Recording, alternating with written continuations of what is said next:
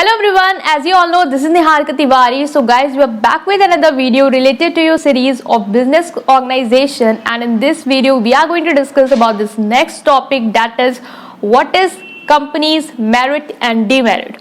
तो यहाँ पे हम बात करने वाले हैं कि कंपनी की कौन सी मेरिट होती है, क्या डिमेरिट होती है, क्या एडवांटेज क्या डिसएडवांटेज है आपकी कंपनी फॉर्म ऑफ ऑर्गेनाइजेशन की। इससे पहले वाले पार्ट में हमने डिस्कस कर रखा है कि कंपनी क्या होती है, इसके फीचर्स क्या है और किस टाइप की कंपनीज जो है वो एग्जिस्ट करती हैं, राइट। तो अगर आपने उन पार्ट्स को नहीं देखा तो आप देख सकते हैं चैनल की प्लेलिस्ट में जाके, वो आपको मिल जाएंगी प्रॉपर बिजनेस ऑर्गेनाइजेशन की प्लेलिस्ट, राइट गाइस। तो अगर अभी तक आपने टेलीग्राम ग्रुप नहीं ज्वाइन किया तो लिंक है डिस्क्रिप्शन बॉक्स में, आप उसे ज्वाइन कर सकते हैं। वो चैनल है टेलीग्राम चैनल, जहां पे आपको कंटेंट मैं प्रोवाइड कर दूंगी in the form of this PDF, right. So आप उसे ज्वाइन कर सकते हैं। सो इस वीडियो को लाइक करेंगे, अपने फ्रेंड्स के साथ शेयर करेंगे और चैनल को सब्सक्राइब करेंगे अगर आपने नहीं किया, right guys. So without any further delay let's start this video.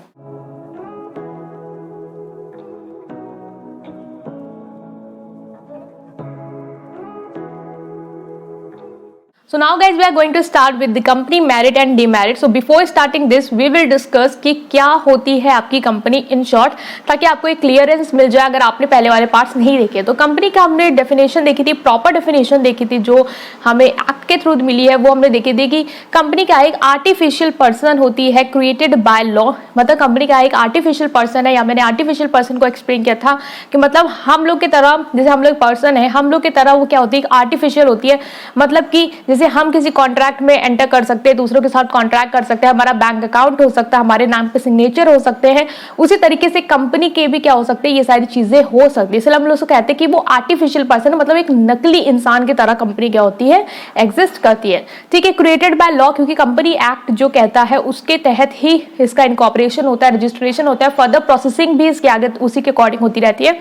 इसलिए हम कहते हैं कि ये लॉ के अकॉर्डिंग क्या हुआ है, आपका क्रिएट किया गया है, ठीक है। इसके बाद हमने क्या देखा कि company is artificial person created by law having separate legal entity. Separate legal entity को मैंने डिफाइन किया था कि लीगल एंटिटी क्या होती है, अलग होती है। जैसे सोल ट्रेडर में हमने देखा और पार्टनरशिप में देखा, वहां क्या होता है कि अगर पार्टनर है, सोल ट्रेडर को कुछ भी हो गया तो आपका जो बिजनेस है उसको भी हैम्पर वो करेगा, वो भी उसकी वजह से क्या हो सकता है, बंद हो सकता है, उसकी एग्जिस्टेंस क्या हो सकती है, खत्म हो सकती है। क्यों? क्योंकि वहां पे एंटिटी क्या है, सेम है, जो ओनर है वही बिजनेस है, ओनर है, दोनों का क्या है, डायरेक्ट रिलेशन है।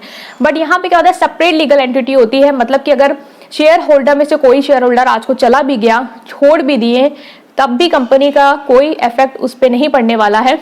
कंपनी कंटिन्यू जो है वो अपना एग्जिस्टेंस में रहेगी और उसकी वर्किंग पे भी उसका कोई सच प्रभाव नहीं पड़ेगा, क्योंकि वो दोनों क्या है, अलग अलग है, डिफरेंट है, ठीक है। Having separate legal entity with common seal and perpetual succession. Perpetual succession का मतलब सेम होता है कि कंटिन्यू एग्जिस्टेंस होती है कंपनी की, वो कभी बंद नहीं होती है, चलती रहती है। शेयर होल्डर आते हैं, जाते हैं, रहते हैं, कोई छोड़ता है, किसी की डेथ भी हो जाती है, बट कंपनी को उसका कोई भी प्रभाव नहीं पड़ता है। एंड कॉमन सील, की कंपनी का खुद का मोहर होता है, सिग्नेचर होता है, जिसके थ्रू क्या करती है, कॉन्ट्रैक्ट में एंटर करती है। तो यहाँ पे हमने कंपनी को एक बार और डिफाइन किया, ताकि जो हम एडवांटेज डिसएडवांटेज पढ़ने वाले हैं उसमें आपको बिल्कुल कोई दिक्कत ना हो, ठीक है। अब हम प्रॉपर स्टार्ट करने वाले हैं कि कौन कौन से एडवांटेजेस हैं और कौन कौन से डिसएडवांटेज है आपकी कंपनी की।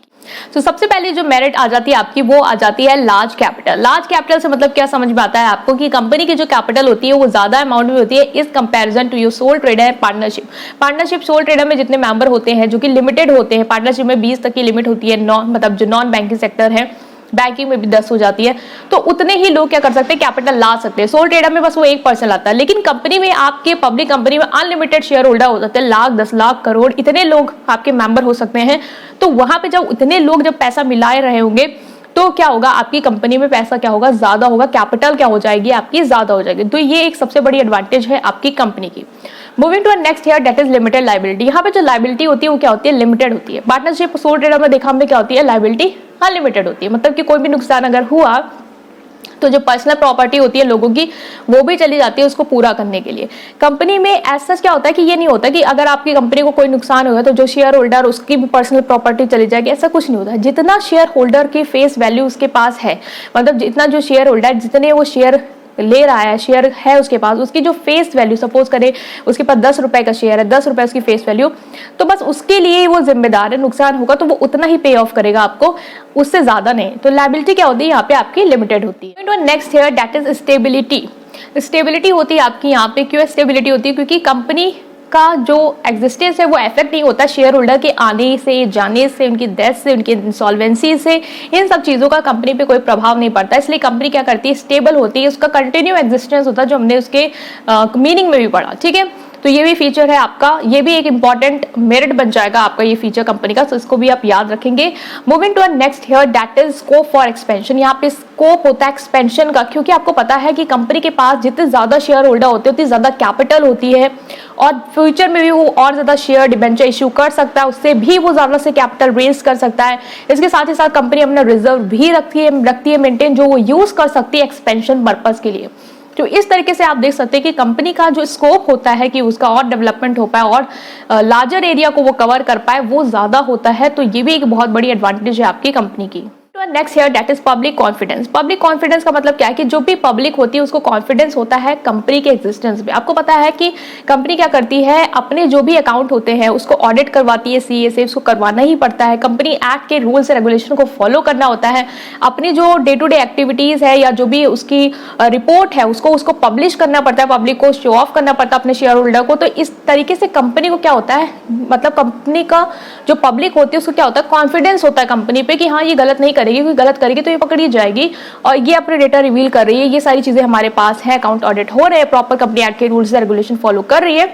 तो वहां पे क्या होता है, पब्लिक को एक कॉन्फिडेंस हो जाता है, एक भरोसा हो जाता है कंपनी पे। तो ये भी एक इंपॉर्टेंट मेरिट हो जाती है कंपनी के लिए कि जितना लोगों का भरोसा हो उतना ज्यादा वो उस पर ट्रस्ट करेंगे, शेयर होल्डर बनना चाहेंगे, इन्वेस्टमेंट करना चाहेंगे। तो ये सारी चीजें क्या होंगी, आपकी एक बहुत बड़ी एडवांटेज है कंपनी की। Moving on next here that is transferability of share. हमने देखा था पार्टनरशिप में आप शेयर नहीं ट्रांसफर कर सकते जब तक सारे पार्टनर एग्री ना हो जाए। ठीक है, तो यहाँ पे क्या होता है कि आपके पास ट्रांसफरेबिलिटी ऑफ शेयर का ऑप्शन होता है। आप शेयर जो है किसी दूसरे पर्सन को बेच सकते हैं। अगर आपको लग रहा है कि स्टॉक मार्केट में मुझे इसका अच्छा रेट मिल रहा है तो आप उसको बेच सकते हैं, वो दूसरे पर्सन को आप ट्रांसफर कर सकते हैं। ऐसा नहीं कि कंपनी आपको रोकेगी या पे कोई प्रेशर आएगा, ऐसा नहीं है। तो ये बहुत एडवांटेज है आपकी कंपनी की। और यहाँ पे जो लास्ट आ जाती है वो आती है प्रोफेशनल मैनेजमेंट। मतलब कि जो मैनेजमेंट होता है कंपनी का वो क्या होता है, प्रोफेशनल होता है। प्रोफेशनल इन द सेंस कि जो कंपनी में सिंस कंपनी के पास बहुत पैसा है, कैपिटल है, बहुत अमाउंट है, तो वो प्रोफेशनल लोगों को हायर कर सकती है जो उसके मैनेजमेंट को देखे। बोर्ड ऑफ डायरेक्टर जो होते हैं वो बहुत ही एजुकेटेड होते हैं कंपनी के, है ना, उनको हायर कर सकती है। और जो मैनेजर को वो हायर कर रही है, अच्छे मैनेजर को, वेल क्वालिफाइड मैनेजर को, तो वो मैनेजमेंट भी क्या कर पा रहे होंगे, अच्छा कर पा रहे होंगे। इसलिए हम कह रहे हैं यहाँ पे क्या है, आपका प्रोफेशनल मैनेजमेंट है, जो कि एक एडवांटेज है आपकी कंपनी की। Moving to next here that is what are the demerit of your company. यहाँ पे हमने देखी एडवांटेजेस कंपनी की क्या क्या है, एडवांटेज है तो डीमेरिट भी होंगी। तो अब हम डिस्कस करने वाली कौन कौन सी डीमेरिट है आपकी कंपनी फॉर्म ऑफ ऑर्गेनाइजेशन की। सो पहली आ जाती है यहाँ पे डिफिकल्टी इन फॉर्मेशन बहुत डिफिकल्ट होता है। क्यों डिफिकल्ट होता है, क्योंकि यहाँ पे क्या है, आपको इनकॉर्पोरेशन के दौरान अगर आप प्रोसेस के लिस्ट देखें तो बहुत ज्यादा होती है। आपको name clause, memorandum of association, article of association, board of director को ढूंढना, प्रमोटर को ढूंढना, इन सबको लाके कंपनी को खड़ा करना, उसको कमेंसमेंट जो है वो लेना, राइट। तो ये सारी चीजें क्या है, एक बहुत ही लंबा प्रोसेस होता है, एक कॉम्प्लिकेटेड प्रोसेस होता है जो बहुत लोग करना नहीं चाहते। इसलिए कंपनी जो है हम कहते हैं डिफिकल्टी होती है फॉर्मेशन में। तो ये एक बहुत बड़ा डीमेरिट है आपकी कंपनी का। नेक्स्ट आता है lack of secrecy. Lack of secrecy मतलब कि जो बात सीक्रेट रहने चाहिए वो कंपनी में नहीं रहते, क्योंकि बहुत सारे शेयर होल्डर है, बोर्ड ऑफ डायरेक्टर को मीटिंग करनी पड़ती है, वहां पर डिस्कशन करना होता है, सब लोग बात सुन रहे होते हैं। तो ऐसा नहीं कि कुछ लिमिटेड लोगों तक वो बात रह जाए, उस बात कहीं ना कहीं सब तक शेयर होनी जरूरी होती है, क्योंकि सबका राइट भी है कि आप उनके सामने इंफॉर्मेशन को डिस्क्लोज करें। तो ये क्या होता है, जो अगर हम बात करें कि सीक्रेसी रहती है यहाँ पे तो वो नहीं रहती है। तो ये एक डिसएडवांटेज है आपकी कंपनी का।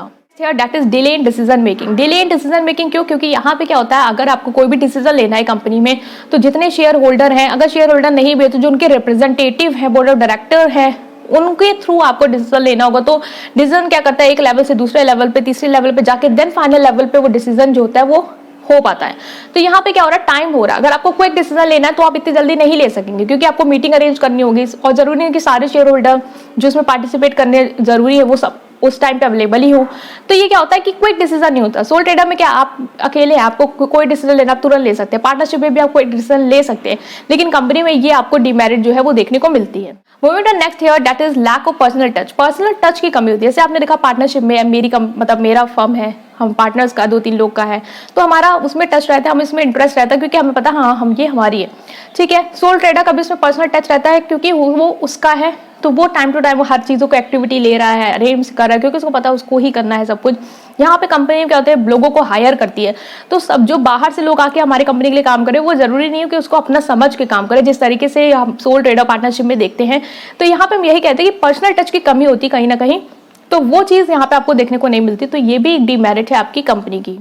Moving to next here, that is more government restriction. हमने देखा कंपनी एक्ट के रूल्स रेगुलेशन फॉलो करने होते हैं, गवर्नमेंट भी आप पे कुछ ना कोई पाबंदी लगाती है, तो यहाँ पे क्या है कि गवर्नमेंट के भी रिस्ट्रिक्शन होते हैं आपके ऊपर, ठीक है। तो रूल्स एंड रेगुलेशन भी आपको फॉलो करने, रिजिडिटी भी एक तरीके से आपको देखने को कंपनी में मिलती है, जिसकी वजह से लोग बहुत ज्यादा काफी परेशान भी हो जाते हैं कि उनको बहुत ज्यादा लीगल चीजें हैं जो फुलफिल करनी पड़ रही हैं। इसलिए हम कहते हैं कि more government restriction and more rigidity of rules and regulation that you have to follow अगर आप कंपनी फॉर्म ऑफ ऑर्गेनाइजेशन को फॉर्म करते हैं। Moving to last year, that is neglect of minority interest. Minority interest को आप neglect कर देते हैं, मतलब कि आपको पता है जो शेयर होल्डर मेजॉरिटी में होते हैं उनमें से ही कोई बोर्ड ऑफ डायरेक्टर्स में आ जाता है, वो मेंबर बन सकते हैं, तो क्योंकि उनको ज्यादा वोट मिलेंगे तो वो अपॉइंट हो सकते हैं। बट यहाँ पे जो माइनॉरिटी में होते हैं, मतलब कि जो लोग कम में हैं, उनके चीजों को हम इग्नोर कर देते हैं, उनकी राय को हम डिसीजन में इन्वॉल्व नहीं करते हैं, ऐसा हम मेजॉरिटी को प्रेफरेंस देते हैं। तो यहाँ पे हम देखते हैं कि जो माइनॉरिटी वाले लोग हैं आपके साथ जो जुड़े हुए कंपनी के साथ, उनका कहीं ना कहीं इंटरेस्ट जो है वो आप नेग्लेक्ट कर देते हैं,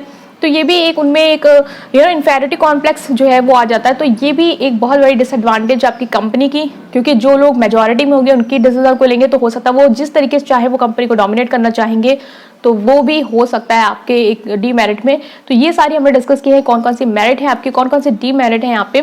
स्टिल कोई डाउट है आप कमेंट सेक्शन में पूछ सकते हैं, और अगर आपको ये वीडियो पसंद आई है then please press like button and subscribe to my channel. Thank you.